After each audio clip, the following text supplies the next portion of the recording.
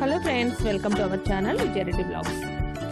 Friends, ఈరోజు బ్లాగ్ని మీతో షేర్ చేస్తున్నాను, చూసేయండి. నేను మార్నింగ్ బ్రేక్ఫాస్ట్ కోసం దోశ ప్రిపేర్ చేశానండి. ఈ దోశకు నేను పప్పు అండ్ బియ్యం ఏ రేషియోలో తీసుకుంటాను, అలాగే ఈ దోశకు నేను ఏ కాంబినేషన్ చట్నీ చేశాను అనేది మీతో షేర్ చేసుకుందాం అనుకుంటున్నాను.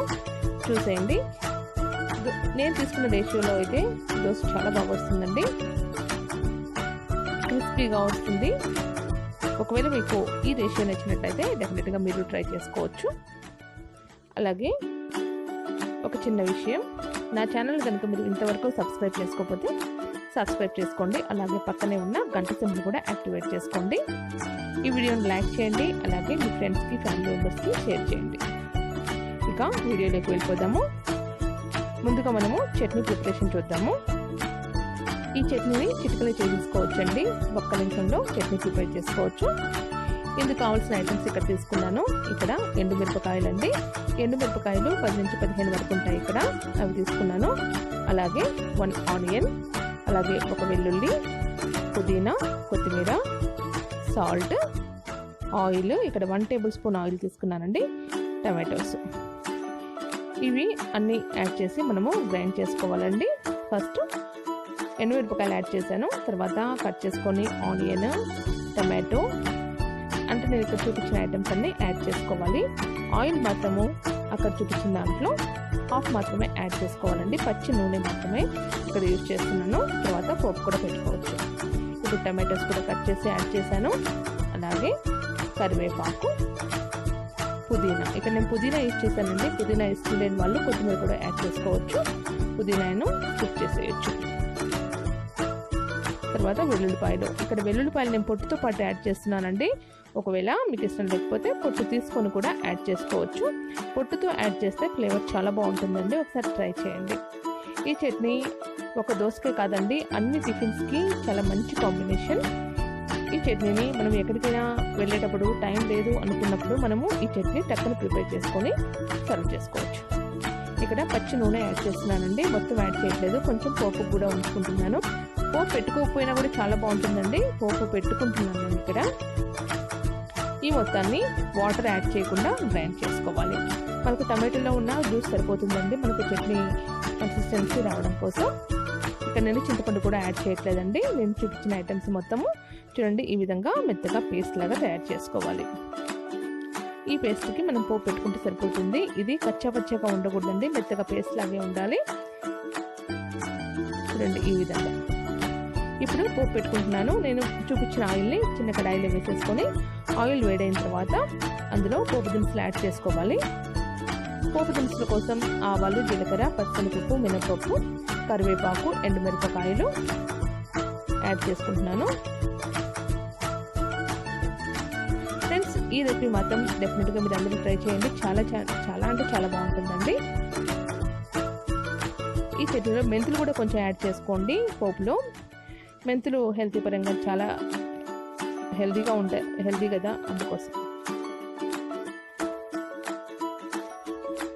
ఇప్పుడు ఇందులో ఎండుమిరపకాయలు యాడ్ చేసుకుంటున్నాను. తర్వాత కరివేపాకు యాడ్ చేసిన వెంటనే నేను మూత పెట్టేస్తానండి, ఎందుకంటే కరివేపాకు చిటపట్లాడి ఆయిల్ అంతా స్టవ్ మీద స్ప్రెడ్ అవుతుంది కదా, అది నాకు ఇష్టం ఉండదు. అందుకోసమే నేను ప్లేట్ పెట్టేసుకుంటాను. పోపు కూడా ఫ్రై అయిపోయింది. ఇప్పుడు మనము చట్నీలో యాడ్ చేసుకుంటాము.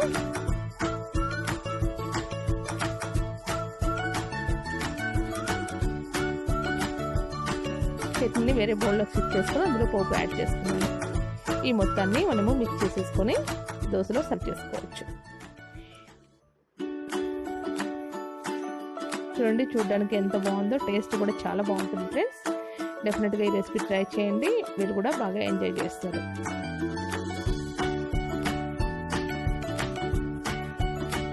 ఇక మనకు దోశకు ఎంత రేషియోలో నేను బియ్యము, పప్పు తీసుకుంటానో చూసేయండి. నేను తీసుకున్న రేషియోలో అయితే అచ్చం హోటల్లో మనకి ఎలాగ దోశలు అయితే వస్తాయో ఆ విధంగా వస్తాయండి. కలర్ కూడా చాలా బాగా వస్తుంది. ఎస్పెషల్లీ నేను ఇందులో మెంతులు యాడ్ చేస్తానండి. నేను దోశ పుట్టి నానపోసినా కూడా నేను మెంతులు డెఫినెట్గా యాడ్ చేస్తాను. మెంతులు యాడ్ చేస్తే టేస్ట్ కూడా చాలా బాగుంటుంది ఫ్రెండ్స్. ఒకవేళ మీరు ఇంతవరకు యాడ్ చేసుకోకపోతే యాడ్ చేసుకొని ట్రై చేయండి. కలర్ కూడా చూడండి ఎంత బాగా వచ్చిందో.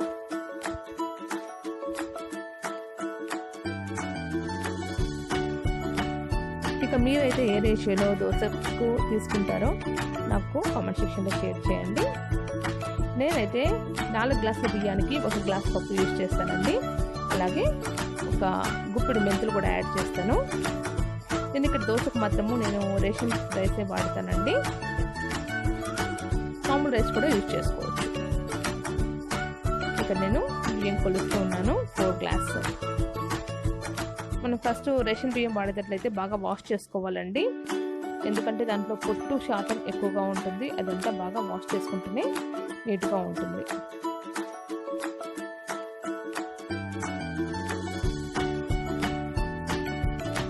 ఇది 4 గ్లాసుల బియ్యం. నేను ఇక్కడ పొట్టు మినపప్పు వాడట్లేదండి, చాయ్ మినపప్పు మాత్రమే వాడుతున్నాను. పొట్టు మినపప్పు అయితే మనం బియ్యంలో యాడ్ చేసుకోకుండా సపరేట్గా నానబెట్టుకోవాలి. అది కూడా సేమ్ రేషియోలోనే తీసుకుంటాను, కాకపోతే అలగలగా నానబెట్టుకోవాలి. నేను చాయ్ మినపప్పు కాబట్టి నేను బియ్యంతో పాటు నానబెడుతున్నాను. ఒకే డబ్బాలో నానబెట్టేసుకుంటాను. ఇక్కడ నేను గుండు మినపప్పు 1 గ్లాస్ యాడ్ చేశాను. ఈ మొత్తాన్ని ఒక 2-3 టైమ్స్ వాష్ చేసుకోవాలండి. ఇందులో గుప్పెడు మెంతులు కూడా యాడ్ చేసేసుకొని వాష్ చేసుకోవాలి. 3-4 టైమ్స్ వాష్ చేసిన తర్వాత మళ్ళీ లాస్ట్ వాటర్ యాడ్ చేసి ఒక 5-6 అవర్స్ నానబెట్టేసుకుంటే మనకు గ్రైండ్ చేసుకోనికి సులువుగా ఉంటుంది. ఈజీగా నానిపోతుంది అనమాట. ఈజీగా నానిపోతుంది. నాన్న బియ్యం కదా, అందుకే త్వరగా మెదిగిపోతాయి. చూడండి, వాష్ చేసిన తర్వాత మళ్ళీ వాటర్ యాడ్ చేసేసుకొని నానబెట్టేసుకుంటున్నాను. తర్వాత నేను గ్రైండర్లో గ్రైండ్ చేస్తానండి. మిక్సీలో కూడా పట్టుకోవచ్చు. గ్రైండర్లో అయితే కొంచెం గట్టిగా ఉంటే మనకు కొంచెం ఎక్కువ రోజులు కూడా నిల్వ ఉంటుంది అనమాట. దోశ పిండి పులవదు. గ్రైండర్లో ఫస్ట్ వాటర్ యాడ్ చేసుకొని నేను బియ్యం యాడ్ చేస్తానండి. ఒకేసారి ఫస్ట్లోనే మనం బియ్యం యాడ్ చేసామంటే అది స్ట్రక్ అవుతుంది, అందుకోసమే. ఈ పప్పు రుబ్బుకునేటప్పుడు రైస్ కానీ బొరుగులు కానీ లేకపోతే అటుకులు కానీ వేసుకొని మనం పప్పు రుబ్బుకుంటే కన్నా చాలా బాగా వస్తాయండి దోశలు. నేనైతే రైస్ యాడ్ చేస్తాను. ఆఫ్టర్నూన్ మిగిలిన రైస్ ఏదైతే ఉందో నేను గ్రైండర్లో వేసేసి దోశ పిండితో పాటే గ్రైండ్ చేసుకుంటా. చూడండి, ఇంత మెత్తగా గ్రైండ్ చేసుకుంటే సరిపోతుంది. దీన్ని వేరే కంటైనర్లో తీసేసుకొని ఓవర్ నైట్ ఉంచేస్తే మనకు పిండి బాగా పొంగుతుంది. వింటర్లో అయితే ఓవర్ నైట్ ఉంచుకుంటే సరిపోతుందండి. సమ్మర్లో అయితే గిన ఒక 4 అవర్స్లో మనకు పిండి బాగా పొంగుతుంది. చూడండి, నెక్స్ట్ డే మార్నింగ్కి ఈ విధంగా పొంగింది. ఇప్పుడు మనము దోశలు వేసుకోవడానికి రెడీ అనమాట. ఫ్రెండ్స్, బ్లాగ్ ఎలా ఉంది? నచ్చినట్లయితే డెఫినెట్గా వీడియోని లైక్ చేయండి, షేర్ చేయండి. ఇంతవరకు నా ఛానల్ని సబ్స్క్రైబ్ చేసుకోకపోతే సబ్స్క్రైబ్ చేసుకోండి. అలాగే పక్కనే ఉన్న గంట సింబల్ని కూడా యాక్టివేట్ చేసుకోండి. చాలా వరకు గంట సింబల్ని యాక్టివేట్ చేసుకుంటేనే నోటిఫికేషన్స్ వస్తాయండి, లేకపోతే మీకు నా నోటిఫికేషన్స్ రావు. నోటిఫికేషన్స్ అంటే నేను కొత్త వీడియో ఏదైనా అప్లోడ్ చేస్తే మీకు మెసేజ్ వస్తుంది. ఇది ఫ్రెండ్స్ ఇవాల్టి బ్లాగ్. నెక్స్ట్ ఇంకో మంచి బ్లాగ్లో మళ్ళీ మీ ముందుకు వస్తాను. అంతవరకు keep watching my channel. Bye bye friends.